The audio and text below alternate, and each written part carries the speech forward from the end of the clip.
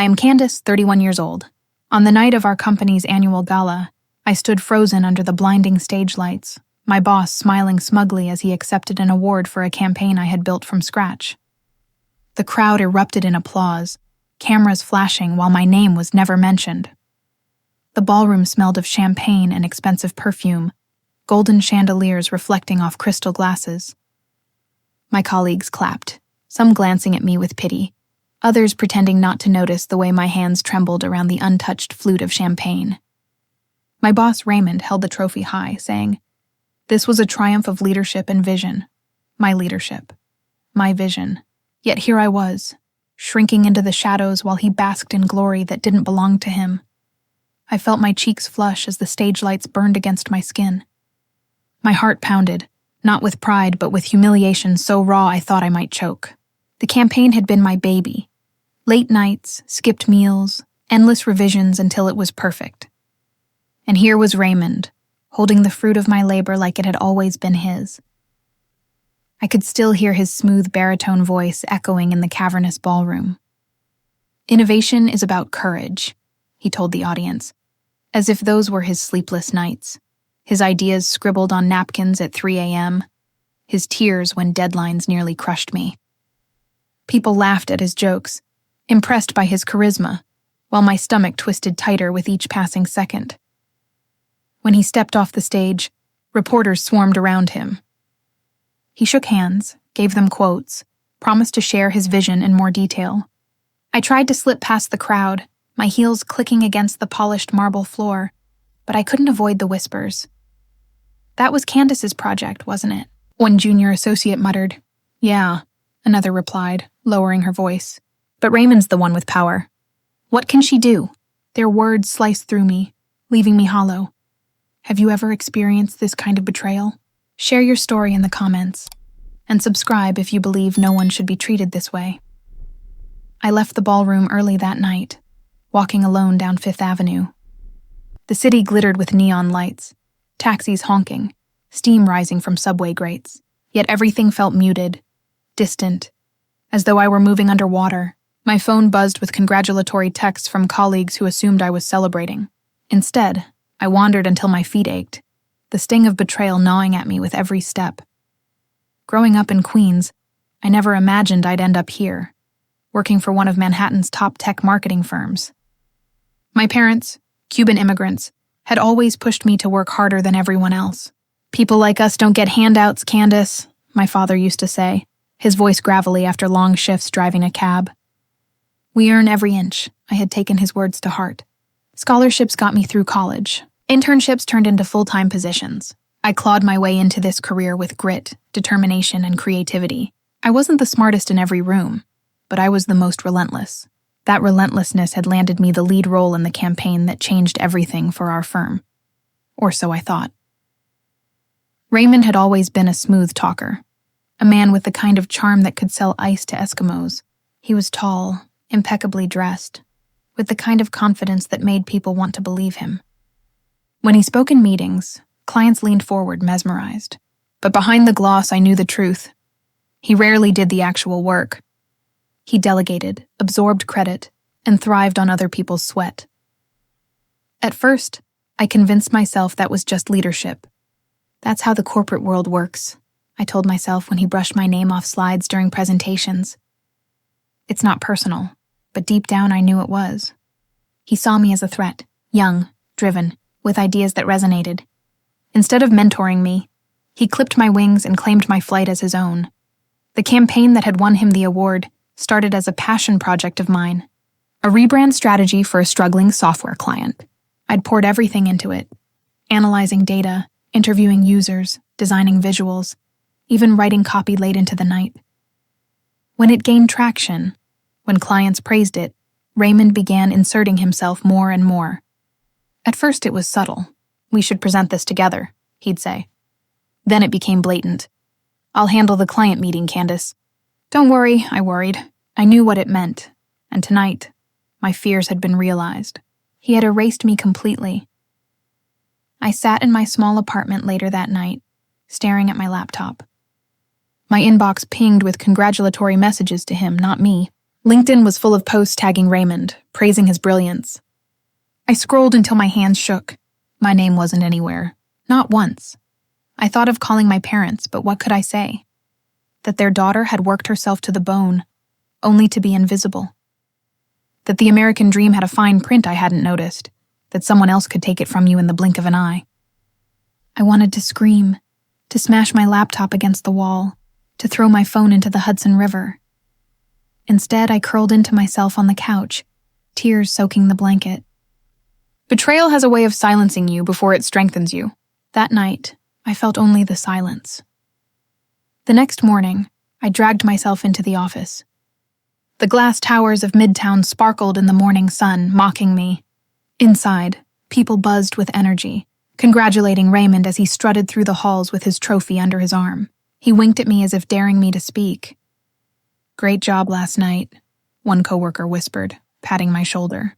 Her eyes flicked nervously toward Raymond before she added, "You deserve it more than him." We all know it, did they? If they knew, why didn't anyone say it out loud? Why was I the only one suffocating under this silence? That's when I realized silence served him. My silence, their silence. Every unspoken word was another brick in the fortress protecting him. I clenched my fists at my desk, the fluorescent lights buzzing overhead.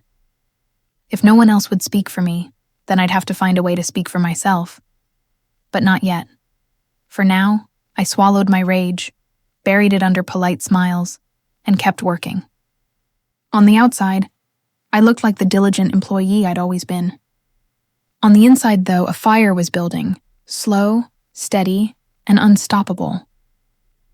Raymond thought he had stolen my spotlight for good. What he didn't know was that he had lit the fuse of a reckoning that would cost him everything. The morning after the gala, the office buzzed with a sickly kind of excitement, the kind that follows power. People gathered around Raymond's glass-walled office, laughing too loudly, congratulating him as though he'd just cured cancer. His award sat proudly on his desk, catching the morning sunlight and scattering it across the floor like sharp little shards of glass. I watched from my cubicle, pretending to focus on my screen, though my hands hovered uselessly over the keyboard. My inbox was flooded with new campaign assignments, most of them signed off by Raymond, delegating work he'd never touch. "Great work on the award campaign," one email read. "Looking forward to what you and Raymond do next." You and Raymond. The words made my stomach turn. I wanted to scream that there was no you and Raymond. There had only ever been me. When I finally gathered the courage to step into his office, he didn't even look up from his computer. "Ah, Candace," he said, his tone smooth as silk. "You saw the award?" "Hard not to," I replied, forcing my voice steady. "Congratulations," he smirked. "Team effort, right?" The phrase burned. My jaw tightened. Except I didn't get mentioned once. Not in your speech. Not in the press release. He leaned back in his chair, fingers steepled. "Candace, you're young. You've got plenty of time for the spotlight. Right now, what you need is exposure, experience. Being part of a winning team looks good on you. Don't make this about credit." My heart pounded in my ears. "It was my work," he shrugged, that smug little half-smile never leaving his face. "Perception is reality. And right now, reality says this firm succeeds because of my leadership. You should be thanking me for bringing your ideas to life." I stared at him, speechless. My pulse throbbed in my temples. Thanking him? For erasing me? That was the moment I realized Raymond wasn't just manipulative. He was a professional thief. Not of wallets or jewelry, but of recognition. He knew exactly how to steal other people's light and make them thank him for the shadow. When I left his office, I could feel eyes on me. A few coworkers offered sympathetic looks, the kind that said, "I know, but I can't help you." Others avoided my gaze altogether. Corporate fear, it's a language spoken fluently in glass buildings. The next few weeks blurred into one long humiliation. Raymond began using my project as a case study in internal meetings, talking about his visionary approach. I sat in the back of the room, my chest tight, as he explained ideas that had come straight from my notes, even quoting phrases I'd written. "Brilliant work. Raymond," our CEO said once, clapping him on the back. "You've raised the bar." Raymond smiled graciously. "It's all about cultivating a great team, he replied, glancing at me for just a second. The kind of glance that says, "Stay quiet, or I'll bury you."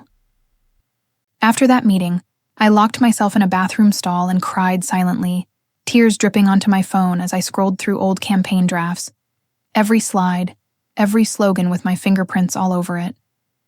It was all there, proof that I had built everything he was now taking credit for. But in this office, proof meant nothing without power. One afternoon, I overheard two senior managers chatting near the coffee station. "Raymond's unstoppable right now," one said. "He's being considered for a VP position," the other chuckled. "No surprise, he knows how to get results. The board loves him." I wanted to interrupt to tell them who had actually produced those results, but my voice caught in my throat. Would they even believe me?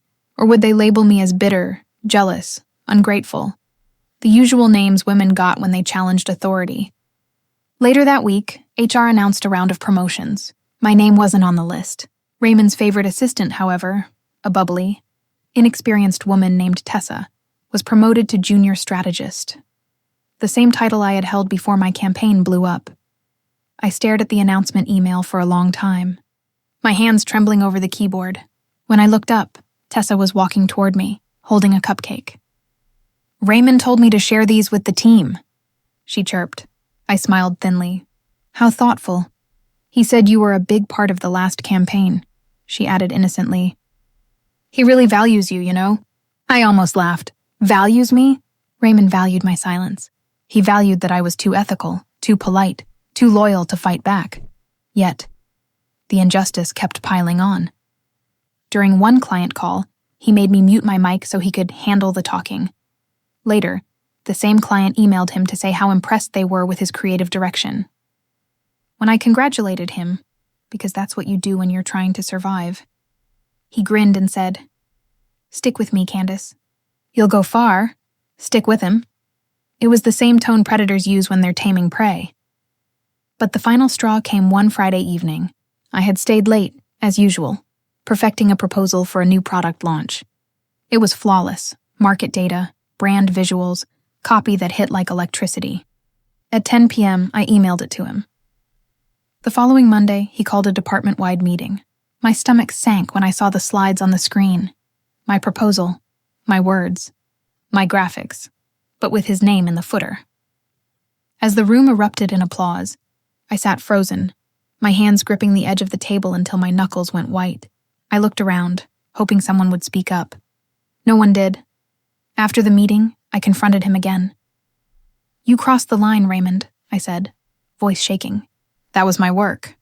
He smirked, leaning against the conference table. "And it got approved, didn't it? Don't be naive, Candace. The higher-ups only remember the face that presents, not the one that prepares. If you want to make it in this business, you better learn that." I stepped closer, trembling with rage. "You're not a leader. You're a thief," he chuckled, eyes narrowing. "Careful. Words like that could end your career." That's when I understood what kind of man he really was. Not just corrupt, but dangerous. I left work early that day, shaking with anger and humiliation. On the subway ride home, I stared at my reflection in the window, pale, tired, but burning with a new kind of resolve. Maybe he was right about one thing. Perception was power, but perception could be changed. I didn't know how yet. I didn't have money, influence, or allies, but I had the truth, and I had time. And slowly a thought began to form, small, fragile, but sharp. If Raymond could manipulate the system to erase me, maybe I could learn to use that same system to destroy him. Not through anger, through strategy. That night, I opened my laptop and began to build a new folder, one that I titled quietly, Project Reclaim.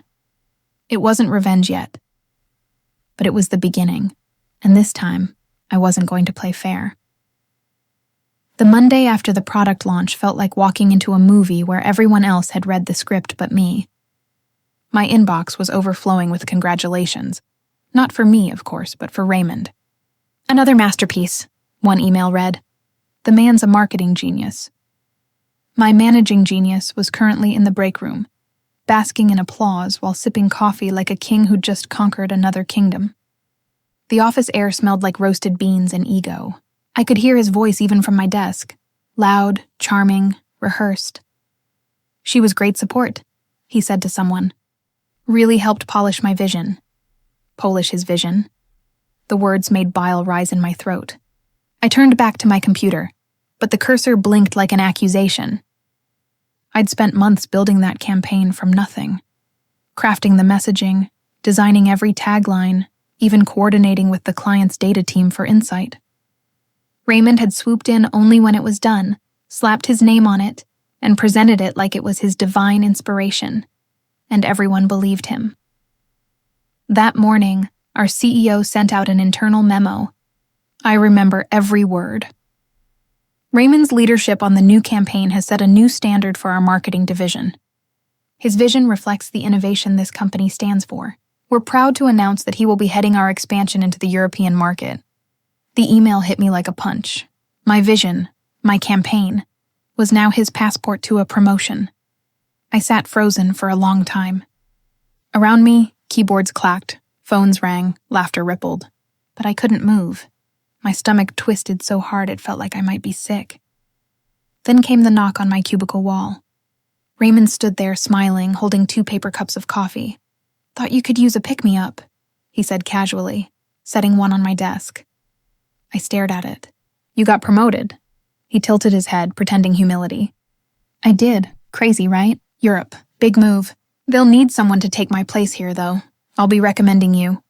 I blinked, trying to process. "Recommending me? After you—" I stopped myself before finishing. "After I what?" His eyes gleamed, daring me to say it. I swallowed hard. "After you stole my work." His smirk didn't waver. "Candace, you're talented. No one's denying that. But you're also emotional. Impulsive. You need to learn how the game works if you want to survive." I clenched my fists under the desk. "You mean how to lie?" He leaned closer, voice dropping. "I mean how to win. And if you're smart, you'll stop fighting me and start learning from me." That was it. The moment something inside me snapped. The betrayal wasn't just professional anymore. It was personal, intimate. Like he'd looked inside my chest and decided my dignity was collateral damage. When he finally walked away, I sat there shaking. Not from fear, but from clarity. I realized what I had become in his eyes. An asset to exploit, a threat to control, and eventually, a problem to erase. That night, I couldn't sleep. I sat by the window of my small Manhattan apartment, staring at the city lights flickering across the skyline. Each light looked like a lie. 100 stories of people pretending everything was fine while swallowing injustice. My phone buzzed. A message from my mom. "Hi, Mija. Haven't heard from you in a bit. Everything okay at work?" I stared at the screen for a long time before typing, "Yeah, everything's fine." It wasn't fine. It was war. The next few days passed in a haze. Raymond continued his victory lap, scheduling farewell lunches, basking in compliments, shaking hands with people who didn't know they were clapping for a fraud. But while he celebrated, I observed, quietly, every interaction, every smug comment, every careless detail. I started recording it all in a hidden file on my work laptop titled Notes. I noted who he emailed, which clients he referenced, even timestamps of when he accessed shared documents. I wasn't sure what I was looking for yet, but I knew if he had stolen my work, he'd probably stolen from others too. The first real clue came during a conference call with one of our oldest clients, Bright Loop Energy. I'd handled their account for months before Raymond swooped in. During the call, he mentioned a client-side concept that sounded eerily familiar, a strategy Bright Loop had never actually suggested, but one that I had brainstormed privately in my drafts. That was the spark. If he was using my unreleased work for external presentations, he was leaving a trail. After the call, I combed through the shared company folders. It took hours, but finally I found it. A file labeled Energy Strategy Draft Raymond V2. The timestamp was from the night before the presentation, but the metadata told the truth. It had been copied from my personal directory. My directory. He hadn't just stolen my ideas. He'd literally copied my files. rebranded them, and submitted them under his own name. For a long minute, I just stared at the screen, my heart pounding so loud I could hear it. My hands trembled as I scrolled through the document. Every word, every graph, every chart was mine. I remember whispering to myself, "He's really that bold." I printed the document and slipped it into a folder. Then another idea hit me. If he was this careless, there might be more. I started cross-checking other campaign folders. Within hours, I found 3 more projects that bore my original drafts, with slight edits but unmistakably mine. Each discovery felt like another piece of oxygen returning to my lungs. For the first time, I wasn't powerless. I had evidence, but I also knew evidence meant nothing if used wrong. Raymond had connections. The company worshipped him. If I accused him outright, he'd twist it, make me look unstable, jealous, insubordinate. I couldn't confront him. Not yet. I needed to be smarter. Over takeout boxes and red wine, I showed her the files. Her eyes widened. Holy hell, Candace. This is theft. Straight up theft. I know, I said quietly. But if I take this to HR without backup, he'll bury me. She nodded, tapping her nails against the wine glass. Then we need proof they can't ignore. Something public. Something they have to act on. That's when the idea began to take shape. Not just to expose him, but to destroy the illusion he'd built. Raymond lived by perception. So I would use perception to break him. The next week, I started setting traps. Subtle ones. During meetings, I began asking innocent-sounding questions that forced him to explain his strategies in detail. When he stumbled or contradicted himself, I took notes. When he tried to deflect credit again, I smiled sweetly and said things like, "Yes." That was in my original draft. Each time, his jaw tightened. It wasn't enough yet, but it was the beginning of his unraveling.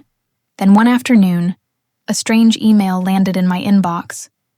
An anonymous message with a single sentence. "You're not the first he's done this to." Attached was a PDF. An old campaign proposal from 2 years ago. Identical in format to mine, but with another employee's name faintly visible under the metadata. My breath caught. There were others. Raymond hadn't just stolen from me. He'd made a career out of it. As I stared at the screen, the fear that had lived in my chest for months finally cracked. I wasn't paranoid. I wasn't dramatic. I was right. And that realization didn't fill me with relief. It filled me with fire. I whispered to myself, voice trembling but sure. "You picked the wrong woman to underestimate, Raymond." And for the first time since this all began, I smiled. Not the kind of smile you show to survive. The kind of smile that comes right before you strike. The office didn't turn against me overnight. It was slower, quieter, like a tide rising without warning until you realize you're drowning. At first, it was small things. A joke I wasn't invited to, a meeting that somehow got rescheduled without me on the thread. Colleagues who used to greet me in the morning now gave polite nods, eyes flicking away before I could say hello. It didn't take long to understand why. Raymond's promotion announcement had come with a narrative, and he was careful about how he told it. "She's talented," he'd say, voice dripping with charm. "But she's temperamental. You know how creatives are." He was poisoning the well with compliments. Death by reputation. The first real blow came during the weekly marketing sync. I had presented early drafts for a new campaign idea, one I'd been quietly developing to rebuild my credibility after the last ordeal. But halfway through my pitch, Raymond interrupted from across the conference call, his voice smooth and dismissive. "Candace, I'm not sure this aligns with our current brand direction," he said. "Didn't we discuss this last month? Maybe you should revisit your notes before presenting next time." Laughter rippled across the speakerphone. I froze, blinking at the screen. "We didn't discuss this, actually. This is an entirely new—" He cut me off. "Let's circle back later. We're short on time." The meeting moved on, leaving me silenced in front of 20 muted squares on Zoom. My chest burned as I clicked, "Leave meeting." By the time I looked at my phone, there were already messages. "Tough meeting. You okay? Maybe just let him lead until things cool off." It was like watching my professional identity crumble in real time. Every achievement I'd worked for, erased under the weight of his narrative. I started eating lunch alone, taking my breaks in the stairwell instead of the lounge. The chatter that used to fill my days had thinned into whispers behind my back. Every sound, a phone notification, a door creak, a laugh from down the hall, felt like a reminder that I was being watched. Judged, excluded, and then came the accident. One morning, I logged into my project folder, the same one where I'd stored all my research notes and client data, only to find it empty. Completely wiped. Panic surged through me. I checked my backups, but even those were corrupted. It didn't make sense. Unless, I swallowed hard, unless someone had deleted them. My hands shook as I called it. "There's been a problem," I said. "All my files are missing from the shared drive." The technician paused before replying. "Yeah, we noticed. Looks like your access was restricted last night." "What? Why?" "Manager authorization. We can't restore without approval." "Manager authorization." Raymond. That evening, I stayed late, sitting alone in the dim office. The fluorescent lights buzzed overhead, flickering like dying fireflies. Outside, the city's glow pressed against the windows, indifferent to my quiet unraveling. I stared at the blank folders on my computer and felt something inside me break. Not in defeat, but in realization they wanted me gone. The next day confirmed it. HR called me in for a check-in. The representative, a young woman with a too-tight smile, slid a paper across the desk. "We've received feedback about your recent conduct," she said softly. "Some concerns about collaboration and communication style." I blinked. "From who?" She didn't answer directly. "We just want to ensure you're fostering a positive team environment." A positive team environment. That was corporate code for you're being labeled a problem. I left the meeting in silence, my mind spinning. HR wasn't neutral. They never were. Raymond had them in his pocket. He'd built his entire career on perception, and now he was using it to bury me. For a week straight, I went home every night on the verge of collapse. My apartment, once my sanctuary, started feeling like a cell. The city noise outside, the hum of traffic, even the faint laughter from the neighboring units, it all grated on me. I would stare at my reflection in the window and whisper, "How did I become this invisible?" Mariah tried to lift me up. One night she came over with takeout again, plopping herself on my couch. "You can't let him win," she said between bites of lo mein. "You've got the evidence, right?" "Keep building. Let him think you're beaten," I sighed. "I don't even know if it's enough. He's careful. He's got everyone wrapped around his finger." "Then get someone who's not," she replied firmly. "You said there were others. If that anonymous message was real, someone else has been burned. Find them. Together, you're louder." The idea planted itself like a seed, but exhaustion dulled my fire. Weeks of silence and manipulation had worn me down. Every morning, I'd wake up thinking about quitting. Maybe it would be easier to just walk away. Start somewhere new. Build again. But then I'd remember his words. "You need to learn how the game works if you want to survive." And something in me hardened. I wasn't built to surrender. One night, around midnight, I found myself scrolling through old employee directories, searching names I vaguely remembered, people who had worked under Raymond years ago. One stood out, Nicole Tran, a former campaign designer who had mysteriously resigned after only 8 months. I hesitated, then typed her name into LinkedIn. Her profile popped up. Freelance consultant now, based in Boston. I sent a message before I could overthink it. "Hi, Nicole. I know we've never met, but I think we have a mutual connection. Raymond Keller. I need to ask you something about your time at Quantum Strategies." I didn't expect an answer that night, but 15 minutes later the little dot appeared. Oh, him. What did he do this time? My pulse quickened. He stole my campaign. Maybe more than one. I think he's done it before. There was a pause.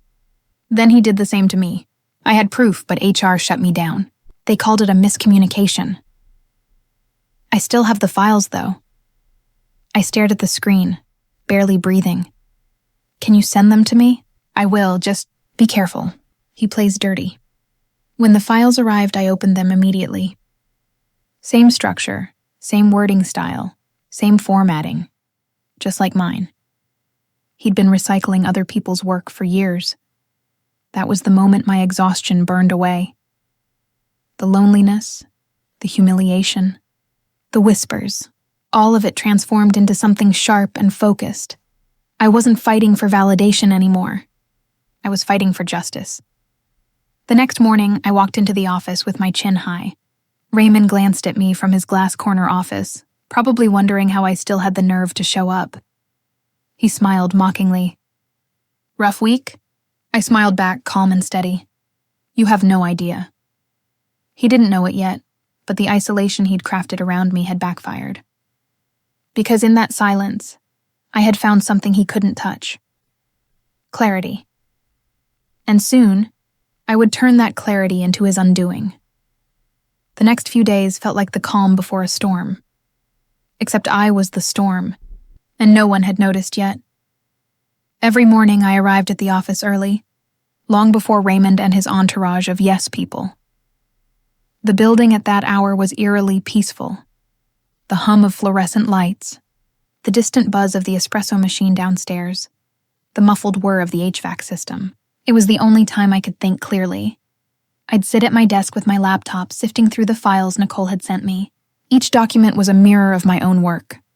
Same creative flow, same phrasing, even the same typo I'd once made intentionally to track plagiarism. She had labeled her campaign Project Lumen. Mine had been Project Rise. Both had been submitted under Raymond's name.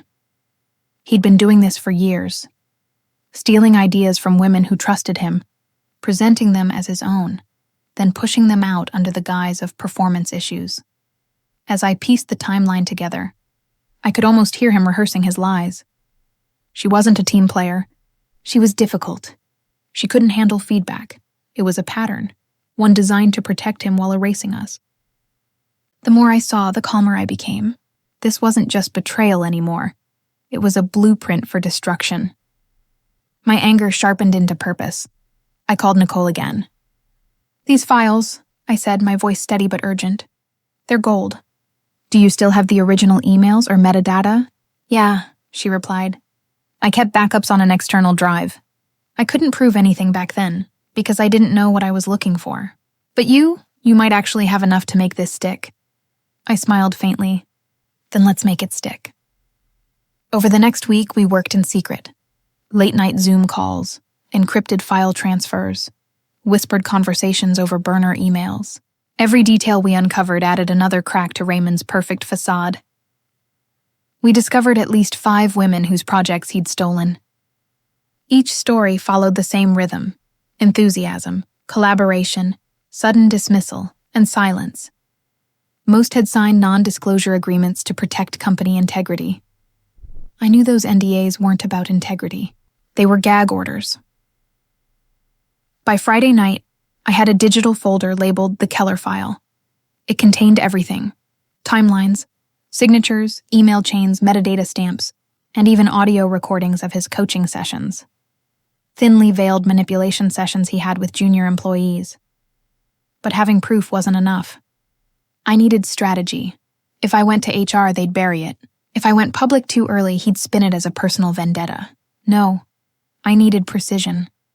That's when I reached out to Jonah, a friend from college who now worked as a journalist covering corporate misconduct. We hadn't spoken in years, but when I sent him a message with the subject line, "You'll want to see this," he replied within minutes.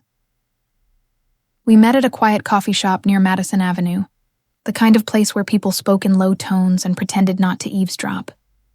He looked exactly the same. Dark eyes, notebook always half filled.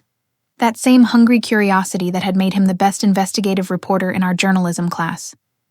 "Candace?" he asked, sliding into the booth. "You look like someone who's about to blow something up." I gave a small, tired smile. "You're not far off." He leaned forward. "Tell me everything."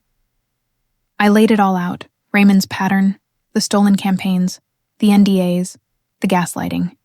I showed him the documents, the side-by-side comparisons, the proof that the same metadata appeared across projects he'd claimed as his own. Jonah's expression darkened. "This is systemic theft. If you can get at least one more person to go on record, I can run this story. But it has to be airtight. Nicole will back it, I said quickly. And there are others. I'll find them, he nodded. Do it, and be careful. If he gets wind of this, he'll try to destroy you before the story breaks. I left the cafe with a renewed sense of purpose. The air outside felt colder, sharper, cleaner. For the first time in months, I felt like I was walking towards something instead of running away. But Raymond wasn't stupid. He could sense when control was slipping, and I knew the walls around me would start to shake soon. The following Monday, he called me into his office. "Close the door," he said, voice smooth as silk. The blinds were half drawn, slanting sunlight across his desk. He gestured to the chair opposite him. "I've been hearing things, Candace. Rumors." I kept my face neutral. "About?" He leaned back, crossing his arms. "About you. About your dissatisfaction. You've been spending a lot of time outside the office, making calls. Is there something I should know?" The air between us thickened. I tilted my head. "Are you asking if I'm planning to leave or if I'm planning to expose you?" He froze for just a second. A flicker, but enough for me to see it. Then he laughed. "You're paranoid. Maybe you need some time off. You've been under pressure." "I'm fine," I said flatly. "And I'm not paranoid. I just finally see things clearly." His smile faded. "Careful, Candace. Ambition is admirable, but delusion? That's career suicide," I stood. "Guess we'll see who survives." For the rest of the day, I worked in silence, aware of his eyes on me through the glass. Every keystroke, every message, monitored. I had become the threat, and he knew it. That night, I sent Jonah the names of 3 other women. 2 agreed to speak anonymously. One, a former analyst named Priya, agreed to go public if needed. We built our case piece by piece. Jonah worked quietly with his editor to verify everything, while I played the role of the subdued employee. Polite, apologetic, back to normal. But the calm cracked 2 weeks later. It was 8:30 p.m. when my phone buzzed. A text from Jonah, he knows. Someone tipped him off. "Lay low for now. Don't go to the office tomorrow." My stomach dropped. I stared at the message. Heart pounding. I knew what was coming. Retaliation. Sure enough, the next morning, I woke up to an email from HR. Subject, urgent meeting request, compliance review. The word compliance made my blood run cold. It meant they were turning the tables, trying to make me the problem. For the first time, I felt real fear. Not anger, not frustration and fear. Because corporate revenge wasn't like personal revenge. It came wrapped in policies and professionalism, with smiling faces that ruined you on paper. I called Jonah immediately.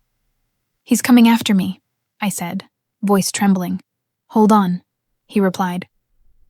"We're finalizing the story. Don't give them what they want. Stay calm. Keep every document, every email. We'll publish within 48 hours, 2 days. That was all I had to survive. I hung up and sank into my couch, staring at the ceiling. My career was hanging by a thread. My name was being smeared, and the company I had once loved was ready to gut me for daring to tell the truth. But beneath the exhaustion, beneath the fear, I felt something else. Power. Because for the first time, I wasn't the one trapped in his game. He was trapped in mine. And soon the world would see him for what he truly was. The HR conference room had always smelled like anxiety and lemon-scented disinfectant. That morning, it was suffocating. 3 people sat across from me, Raymond at the head, pretending calm authority. Jessica from HR with her professional half-smile, and a compliance officer I'd never seen before, his laptop open and recording. "Candace," Jessica began softly, "we've received some concerning reports about your conduct. It seems you've been accessing confidential materials unrelated to your department." I folded my hands. I was reviewing campaign archives for cross-department insights. "You know, the work I actually did before it was stolen." Raymond's smile tightened. "Let's not make this personal. We're here to protect company integrity." Company integrity. I almost laughed. They accused me of violating privacy, breaching internal policy, and undermining leadership trust. In other words, they were setting up my termination. When Jessica handed me a thin folder labeled Employee Conduct Inquiry, I stared at it without touching it. "So this is how you clean your messes now?" I asked quietly. Raymond leaned forward, his tone patronizing. "Candace, you're talented. But lately you've let emotion cloud your judgment. You're making enemies where you don't need to." "I didn't make enemies," I said. "You made yourself one." The silence that followed was the kind that eats sound, thick, dangerous. I walked out of the room feeling numb. The whisper started before I even reached my desk. Colleagues avoided my eyes. Slack messages went unanswered.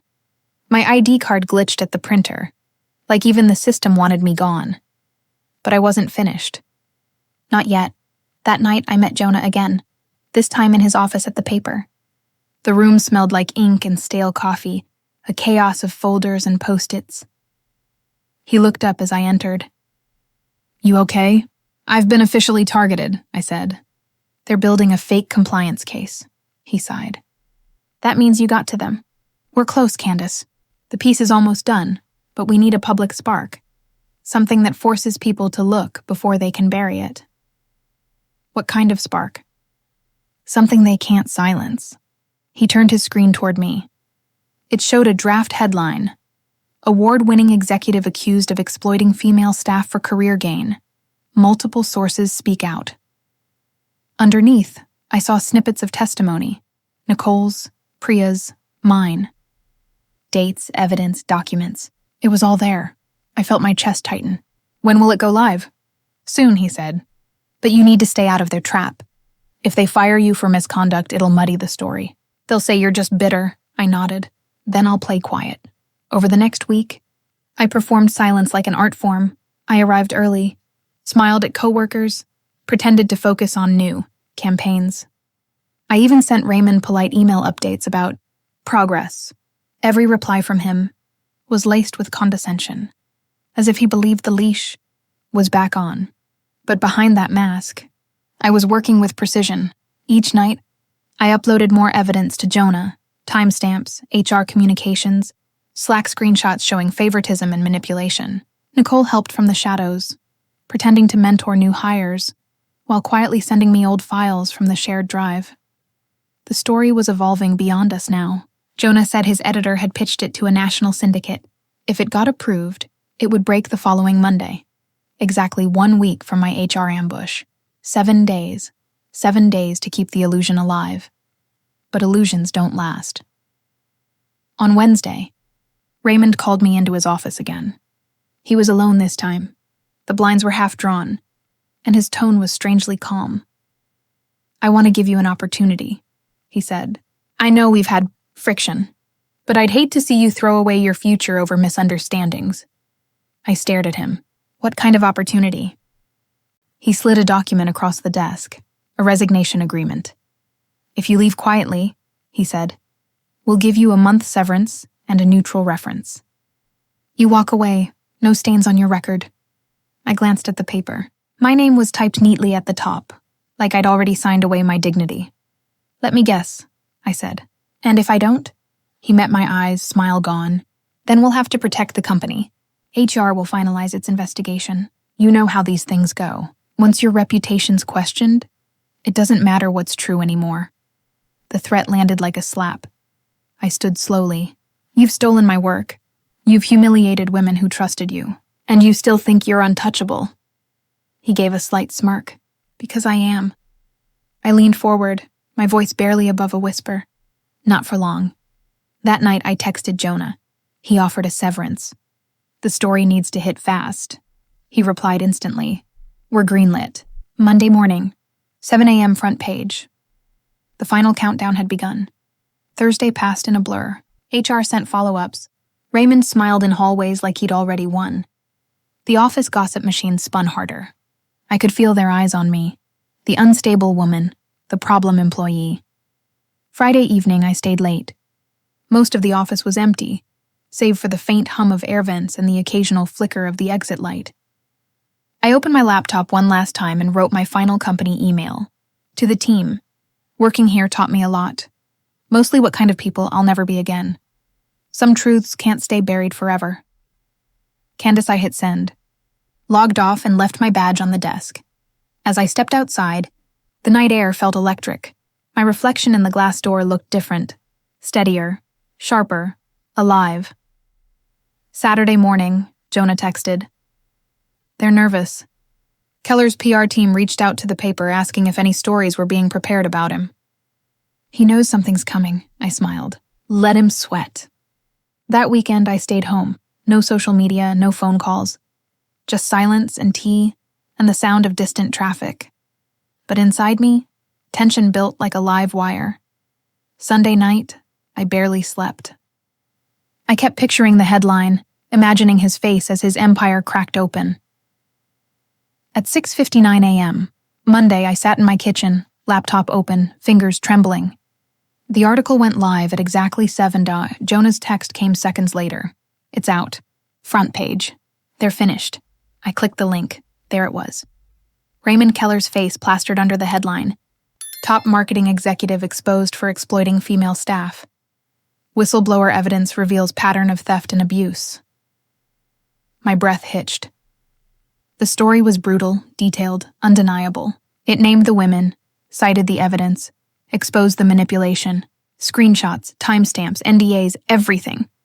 Within an hour, the company's internal Slack exploded. Colleagues sent panicked messages.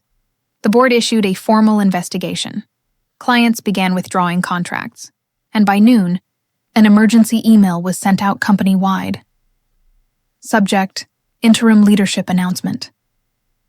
Raymond Keller was stepping down effective immediately. I closed my laptop and exhaled. For the first time, fully, the storm had arrived. And this time, I wasn't its victim. By the time I reached the office that Monday morning, the building felt different. The glass doors that once gleamed with self-importance now reflected tension. Security guards stood stiff by the elevators, murmuring into their earpieces. People gathered in hushed clusters, scrolling through their phones, whispering my boss's name like it was radioactive. When I stepped off the elevator, all eyes lifted. Conversation stopped mid-sentence. Is it true? One of the interns whispered. Read it yourself, another hissed, holding up their phone. It's everywhere. Everywhere. Jonah hadn't exaggerated. The story had gone viral within hours. Major outlets picked it up. LinkedIn was ablaze with leadership accountability posts, the kind people write to sound noble while enjoying the gossip. And every photo, every name, every accusation pointed to Raymond Keller, the golden executive, the face of integrity, the man who'd built his success on stealing from women like me. I walked toward my desk. Every step deliberate, silent, powerful. Raymond's office door was closed. The blinds were shut. A single printed headline lay abandoned on a coworker's desk nearby. The fall of a corporate hero. I almost laughed. Minutes later, HR called an all-hands emergency meeting. The conference room buzzed with fear. Raymond didn't show up. Jessica from HR looked pale, her usual calm replaced with a kind of jittery, rehearsed sympathy. As you may have seen, she began, voice trembling slightly, there's an article circulating regarding serious allegations against one of our executives. The board has launched an independent review. Independent? Someone scoffed. He's already gone viral. You think people believe in reviews anymore? Jessica's lips tightened. We ask that everyone refrain from speculating publicly. Too late, someone else muttered. Phones kept buzzing, screens lighting up with fresh updates. The company's social media accounts were flooded with angry comments. Clients were withdrawing contracts. Recruiters were calling ex-employees for statements. The empire was crumbling, beautifully, perfectly, exactly as planned. When the meeting adjourned, I stayed behind. Jessica caught my eye. Her expression flickered. Guilt, fear, realization. She motioned for me to wait. Candace, she said quietly once the room cleared. You knew something, didn't you? I tilted my head. You mean about the man you all protected? Her shoulders sagged. We had no proof. We were told to trust leadership. Proof? I asked. You didn't want proof. You wanted silence. She didn't respond. Just walked away, heels echoing like the sound of retreat. I sat alone for a while, staring at the skyline through the window. For years I'd watched that same view, the glitter of ambition, the illusion of progress. But now, for the first time, it didn't feel out of reach. At noon, my phone rang. It was Jonah. "You seeing the news?" he said, voice bright. "I'm living it," I replied. He laughed. "You're a legend, Candace. You don't even realize it. Keller's trending on every platform. 3 more women reached out since the article dropped. The paper's servers nearly crashed." I smiled faintly. "Good. Let the truth be heavy." But Jonah's tone softened. "You okay, though? This kind of victory. It's not light," I hesitated. "It doesn't feel like celebration. More like release. That's what justice feels like," he said quietly. By mid-afternoon, the board sent a company-wide memo, effective immediately. Raymond Keller has resigned from his role as Chief Marketing Officer. The company does not condone the actions detailed in recent reports and remains committed to rebuilding trust and integrity within our culture. The words resigned and rebuilding trust were corporate theater. But everyone knew the truth. He'd been forced out in disgrace. Later that evening, I took a walk through Bryant Park. The city lights shimmered against the dark winter sky. People passed by laughing, rushing, living their lives, oblivious to the quiet war that had just ended in my world. My phone buzzed again. "Unknown number," I answered cautiously. "Candace." Raymond's voice. For a second, my breath caught. I stopped walking, the cold biting my fingers. "How did you get my number?" "I still have contacts," he said flatly. "You think a little article ruins me?" "A little article?" I repeated, my voice steady. "You mean the one exposing you as a thief and a predator?" He exhaled hard. "You think you've won? You've made enemies, Candace. Powerful ones." I looked up at the lights twinkling above the ice rink, at couples laughing hand in hand. So ordinary, so human. "You built your power on other people's silence," I said. "And now you have to live without it." He didn't answer, so I hung up.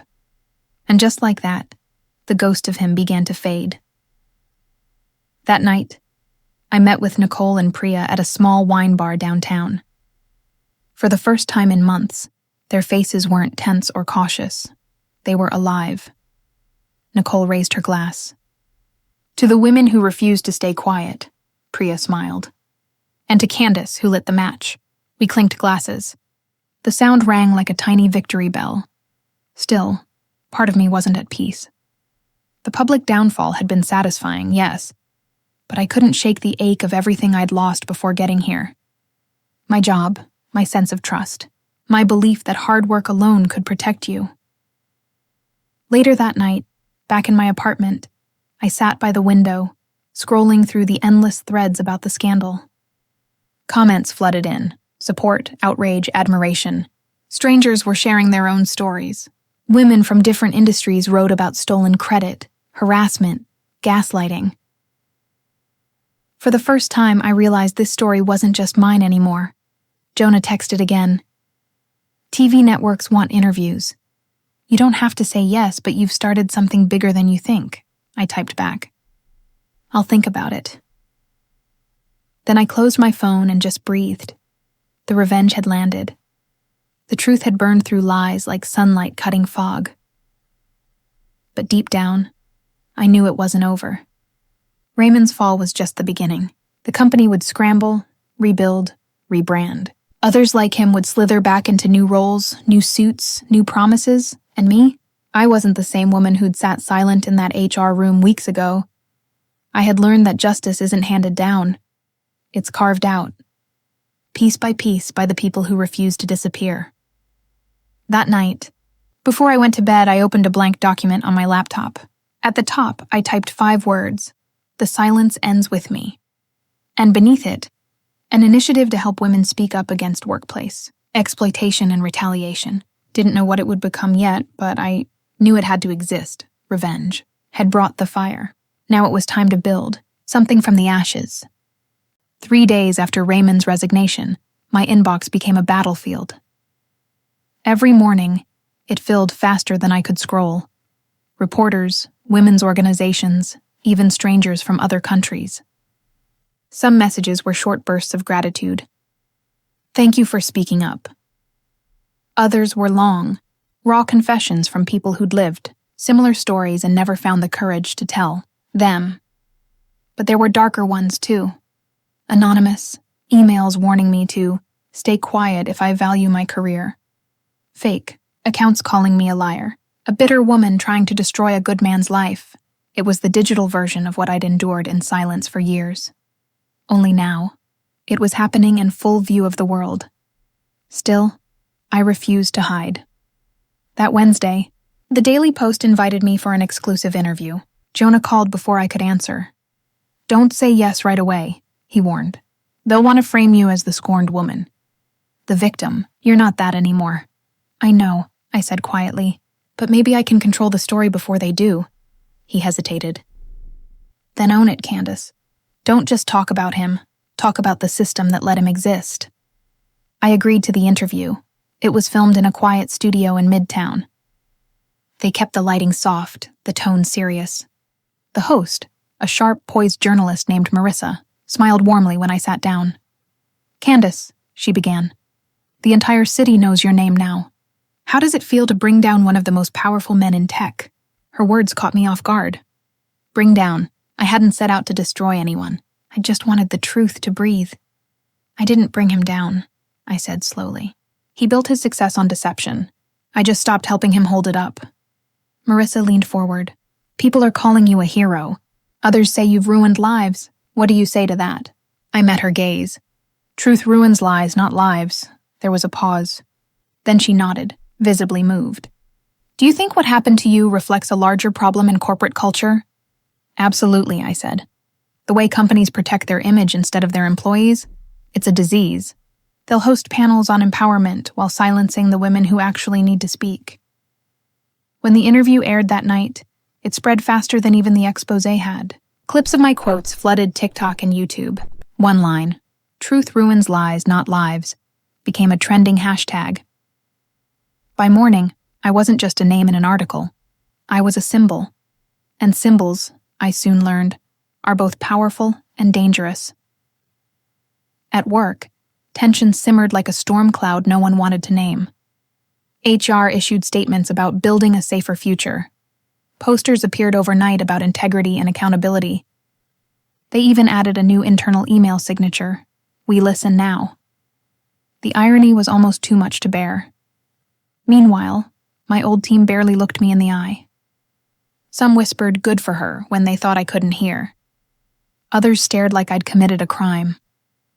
By the end of the week, my manager asked to chat privately. He closed the door gently, then sighed. "You've made quite a name for yourself." I stayed silent. He continued, voice cautious. "The board respects what you did, but the publicity, it's disruptive. Clients are nervous. We think it might be best for everyone if you take some time off." There it was, the polite corporate translation of "you've become too loud for our comfort." "I see," I said. "And how much time off would silence buy you?" He shifted uncomfortably. "Let's call it a month, paid leave. You can use the time to regroup." "Regroup," I repeated, almost laughing. "You mean disappear?" His jaw tightened. "That's not what I said." "It's exactly what you said." He looked away. "I'll have HR send the paperwork." When I left the office that day, the air outside felt lighter, almost electric. They thought they could bury me in paid silence, but they'd already lost control of the story. That night, my interview clip reached 1 million views. Women I'd never met tagged me in posts about their own stolen work, toxic bosses and gaslighting supervisors, and then, something unexpected happened. Other employees from the company, men and women, began emailing me confidentially. Screenshots, documents, private messages, proof that Raymond's corruption went far beyond stealing ideas. There were manipulated budgets, falsified reports, even harassment settlements the company had quietly paid off. The truth wasn't just one man's crime. It was institutional rot. I forwarded everything to Jonah. "Jesus," he muttered when he saw the files. "This isn't just a scandal, it's a reckoning." "Then let it burn," I said. By Friday, the Daily Post published a follow-up investigation. Inside the company that protected a predator. The backlash was nuclear. Sponsors pulled out, investors demanded resignations. Within 48 hours, 2 board members and the CEO stepped down for personal reasons. The company's stock plummeted. Raymond's LinkedIn disappeared, and I was free. Still, freedom came with its own shadows. Reporters camped outside my building. Strangers messaged me for advice, therapy, validation. Some days it felt like I'd traded one cage for another. This time, built of expectation. One evening, while scrolling through yet another thread dissecting my life, I found a message buried in the flood. "Hi, Candace. You don't know me, but I used to work under Raymond too. I left after what he did to me was swept under the rug. You gave me the courage to finally tell my story. Thank you." I read it twice, then again. That night, I cried for the first time since everything began, not from pain, but from release. The revenge had been personal, but the justice had become collective. Weeks passed. The company dissolved its old leadership, rebranded under a new name. I was invited back but declined. Instead, I focused on the initiative I'd started. The silence ends with me. What began as a small blog became a movement. Women across industries shared stories, exchanged legal resources, built networks of support. Within months, we had partnerships with advocacy groups and employment lawyers. Jonah called one afternoon, voice bright with pride. "You've started a wildfire, Candace. Companies are holding emergency trainings because of you." I smiled. Good. Maybe next time someone like Raymond won't survive in silence as long as he did. That night, I looked out over the skyline again, the same city that had watched me fall apart and rise stronger. For the first time, the lights didn't just feel like windows of ambition. They felt like tiny beacons, proof that truth, once lit, spreads faster than lies ever could, I whispered to myself. Public reckoning achieved, but deep down, I knew. The real victory wasn't the fall of one man. It was the rise of so many others who finally dared to speak. The noise faded slowly, like a storm moving out to sea. Weeks after the exposé, my phone finally stopped vibrating every 10 minutes. The cameras outside my apartment vanished. My inbox, once flooded with outrage and applause, now sat quietly, an empty echo of the chaos that had consumed my life. But silence didn't bring peace. It brought space, and in that space, the memories I'd been too busy to feel came rushing. In every late night I'd stayed at the office rewriting someone else's vision, every meeting where I'd bitten my tongue to survive, every moment I'd believed being quiet made me stronger. It was like watching my own ghost, the woman who'd once thought endurance was power. The first morning I woke without checking the news. I didn't know what to do with myself. My new project, The Silence Ends With Me, was thriving online, run by volunteers and survivors who had joined after seeing my story. Yet personally, I felt untethered.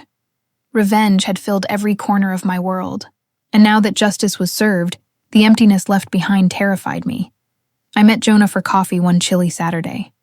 It had been months since the fallout, and though he'd been instrumental in helping me expose everything, we hadn't had a real conversation since the fire cooled. "You look tired," he said, sliding into the seat across from me at a small cafe in Soho. "I'm fine," I lied. He arched a brow. "Candace, you've just dismantled an empire. You don't have to be fine." I stirred my coffee, watching the steam twist upward. "You ever feel like, once you get justice, you don't know what to do with yourself?" He smiled faintly. "All the time. Justice doesn't fill the hole revenge digs." I looked up, startled by the honesty. "So what fills it?" "Something worth building," he said simply. "Not just tearing down." That stayed with me. Later that week, I visited the office for the first time since I'd been given leave. It wasn't the same company anymore. The lobby had been redesigned, new logo on the wall, new leadership walking the halls. Yet the air still smelled faintly of burned coffee and ambition, the same scent that once defined my life. A few old colleagues spotted me. Some looked away, others smiled awkwardly, unsure whether to greet the woman who'd brought the building to its knees. One, however, walked straight up to me. Denise, a quiet analyst I'd mentored years ago. "Candace," she said, her eyes bright with something between fear and admiration.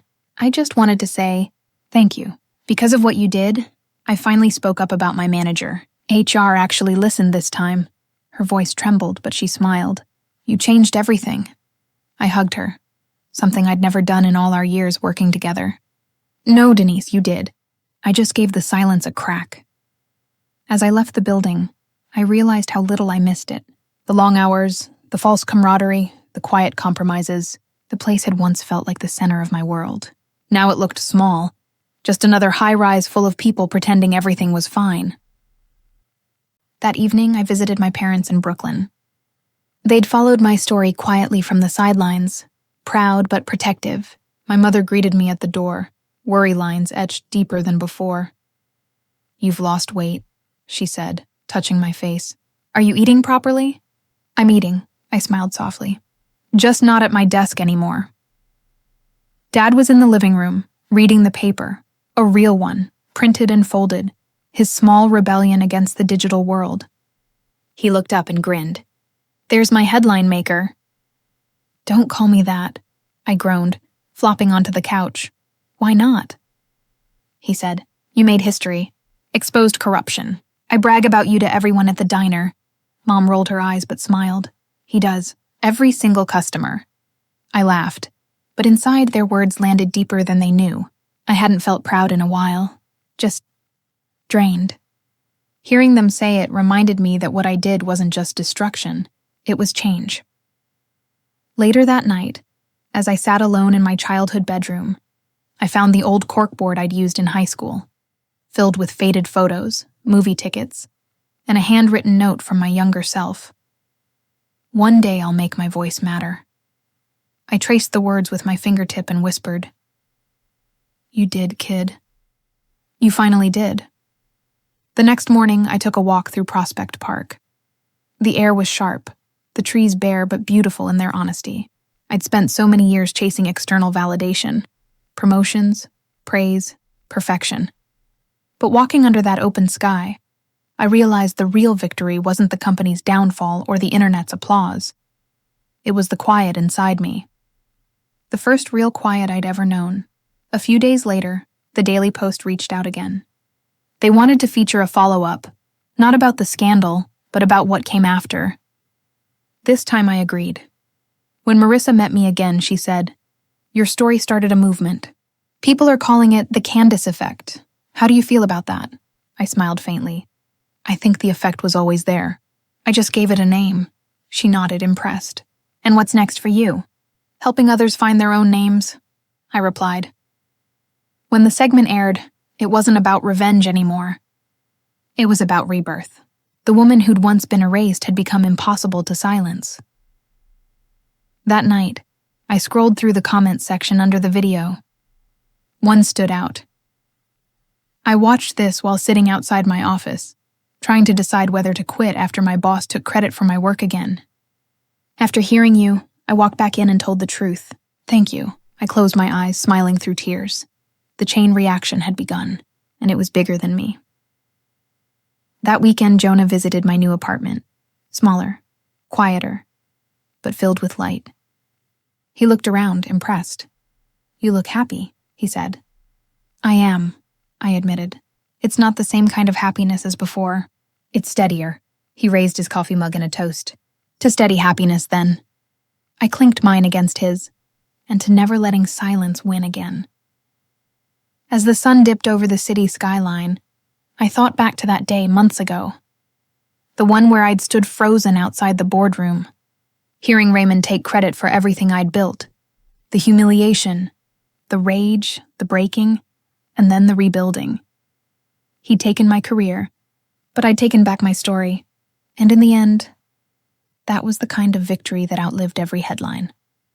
I walked to the window, watching the lights blink across Manhattan, each one a tiny rebellion against the dark. For the first time, I didn't see a battlefield. I saw a beginning. The morning light poured through the window like a soft confession. It had been 6 months since everything changed, since Raymond fell from his throne, since the company that defined my identity for nearly a decade collapsed under the weight of its own lies. 6 months since I reclaimed my voice. But healing, I learned, wasn't a straight road. It twisted and looped back, forcing me to revisit old wounds until they stopped bleeding. Some mornings, I woke up feeling free, light as air. Other days, I still heard his voice in my head. "You're replaceable. Candace."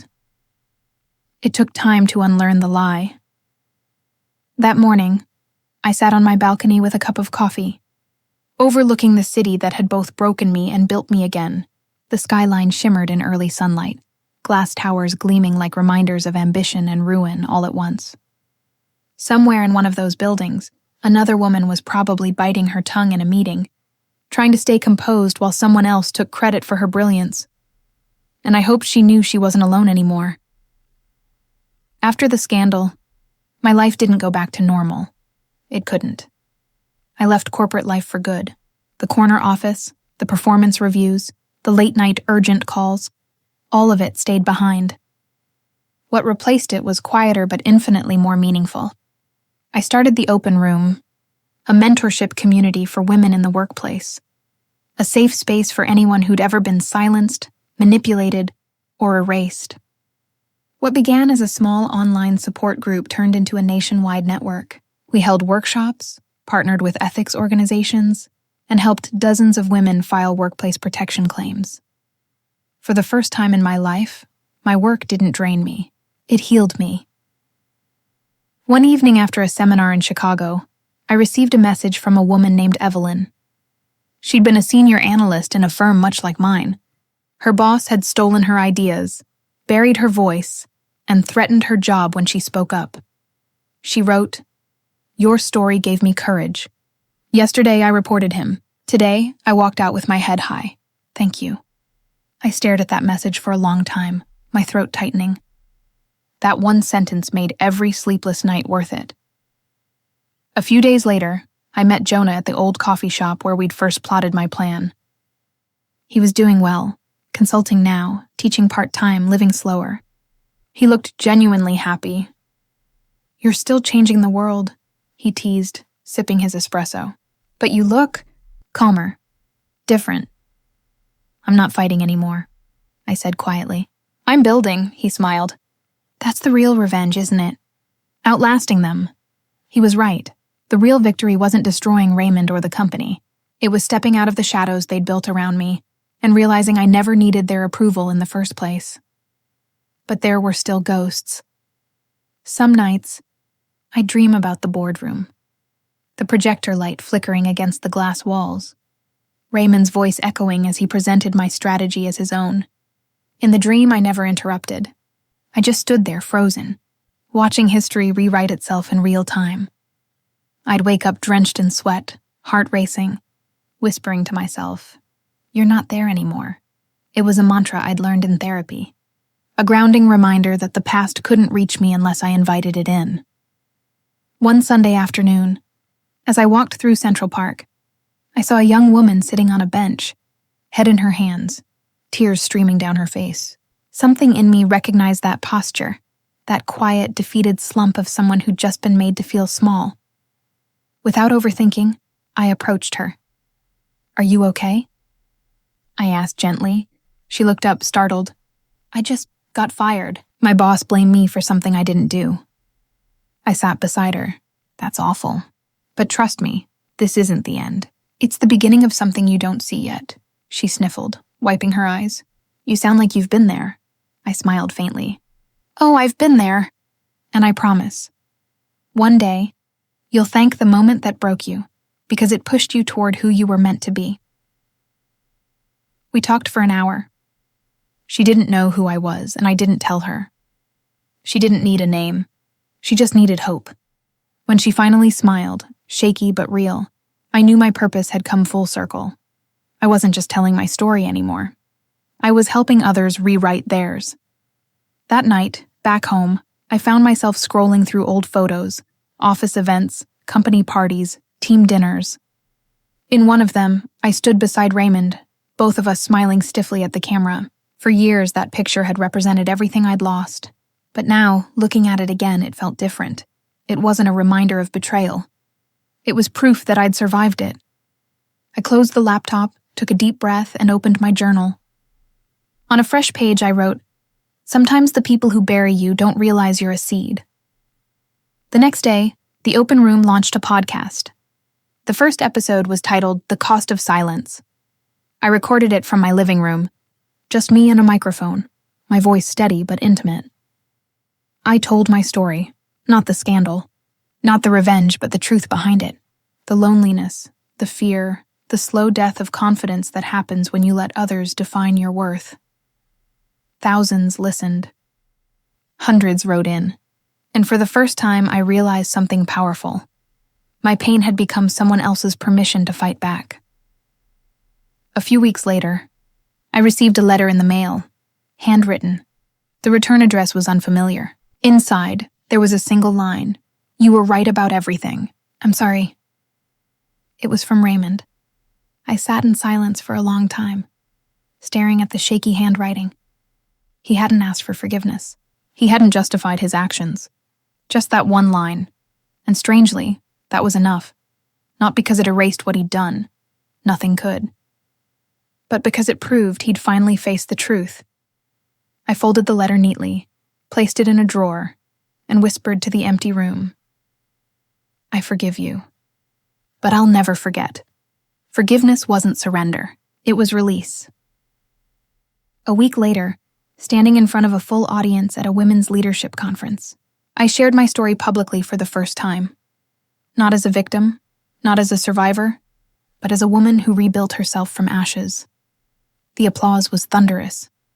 But what moved me most were the quiet moments after, when people came up to say, "You told my story."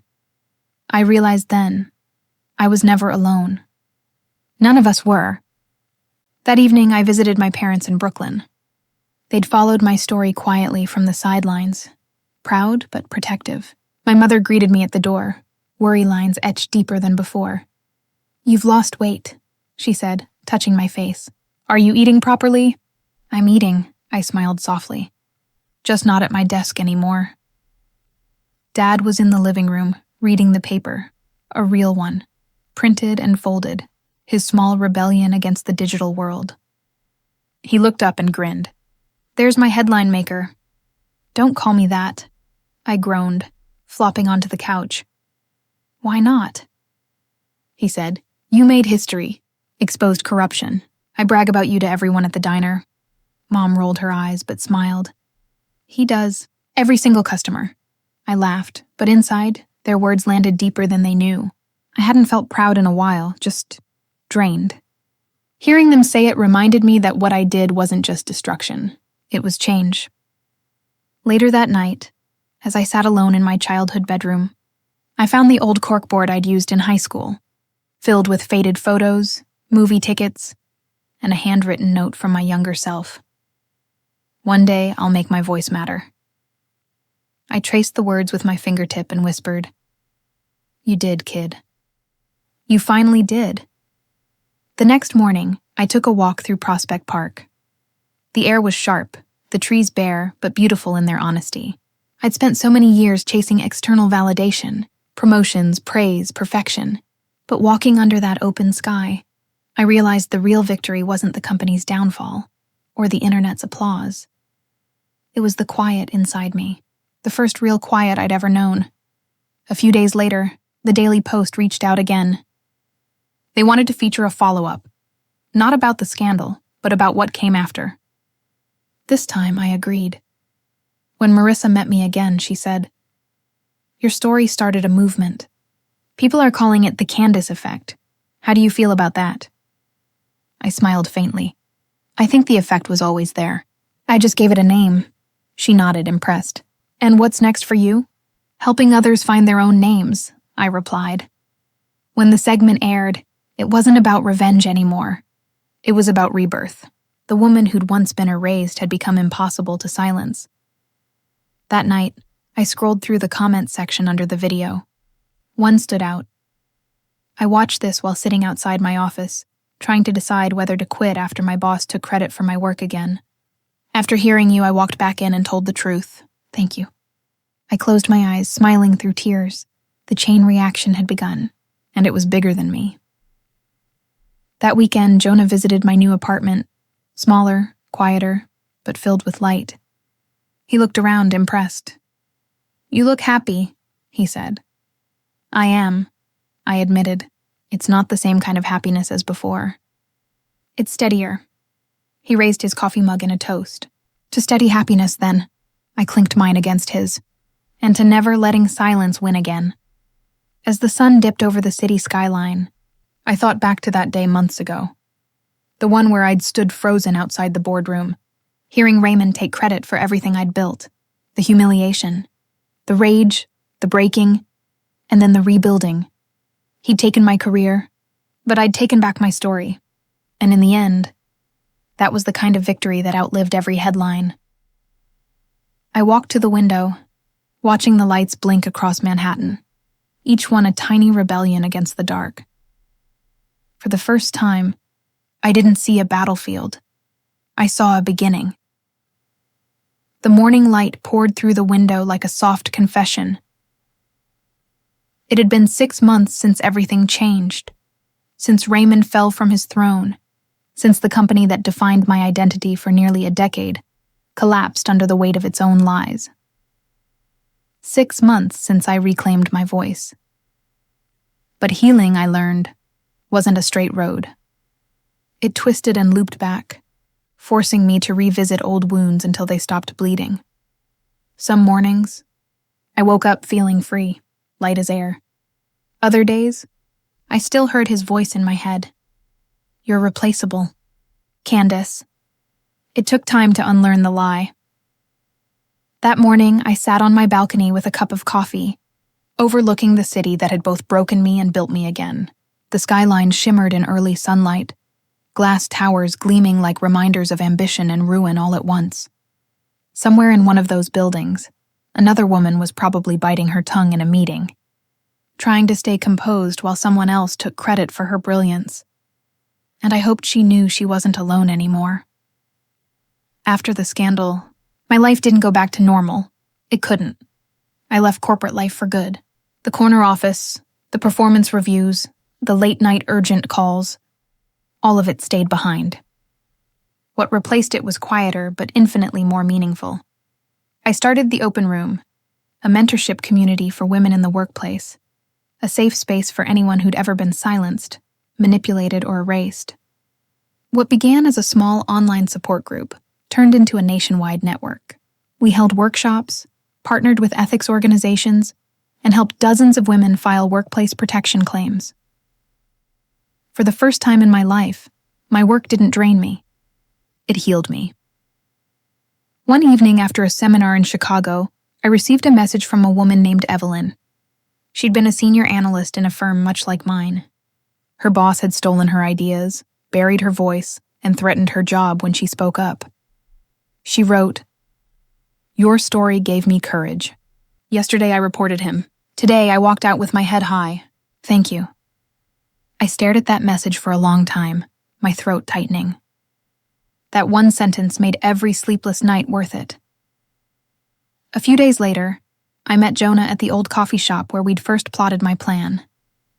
He was doing well, consulting now, teaching part-time, living slower. He looked genuinely happy. "You're still changing the world," he teased, sipping his espresso. "But you look calmer, different." "I'm not fighting anymore," I said quietly. "I'm building," he smiled. "That's the real revenge, isn't it? Outlasting them." He was right. The real victory wasn't destroying Raymond or the company. It was stepping out of the shadows they'd built around me and realizing I never needed their approval in the first place. But there were still ghosts. Some nights, I'd dream about the boardroom, the projector light flickering against the glass walls, Raymond's voice echoing as he presented my strategy as his own. In the dream, I never interrupted. I just stood there frozen, watching history rewrite itself in real time. I'd wake up drenched in sweat, heart racing, whispering to myself, "You're not there anymore." It was a mantra I'd learned in therapy. A grounding reminder that the past couldn't reach me unless I invited it in.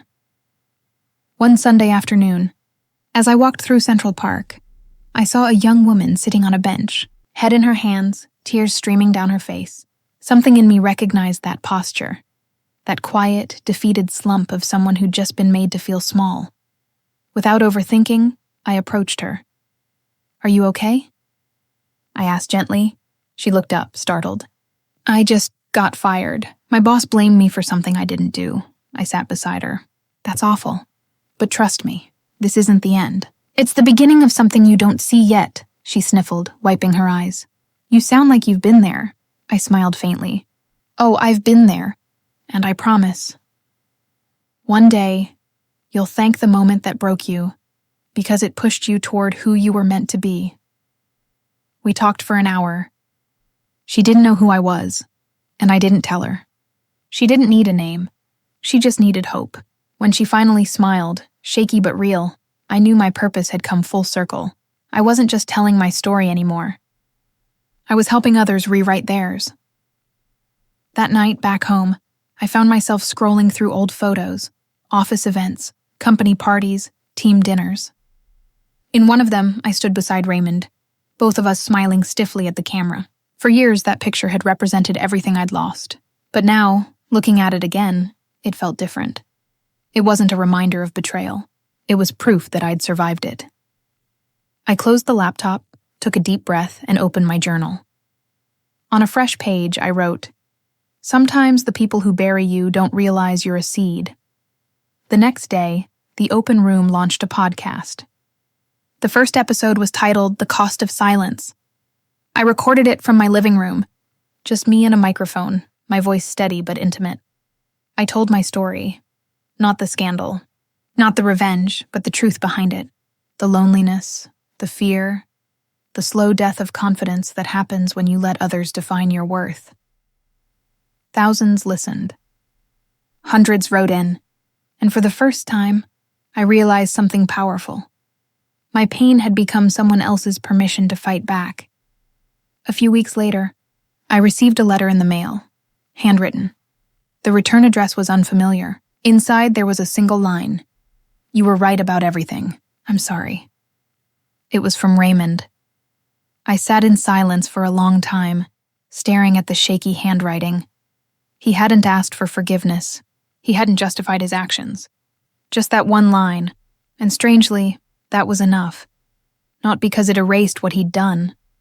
Nothing could. But because it proved he'd finally faced the truth. I folded the letter neatly, placed it in a drawer, and whispered to the empty room, "I forgive you. But I'll never forget." Forgiveness wasn't surrender. It was release. A week later, standing in front of a full audience at a women's leadership conference, I shared my story publicly for the first time. Not as a victim, not as a survivor, but as a woman who rebuilt herself from ashes. The applause was thunderous. But what moved me most were the quiet moments after, when people came up to say, "You told my story." I realized then, I was never alone. None of us were. As the event ended, I stepped outside into the cool night air. The city glowed in the distance. Fierce, flawed, alive. I smiled to myself and whispered the words that had carried me through everything. "I am Candace, and they tried to silence me.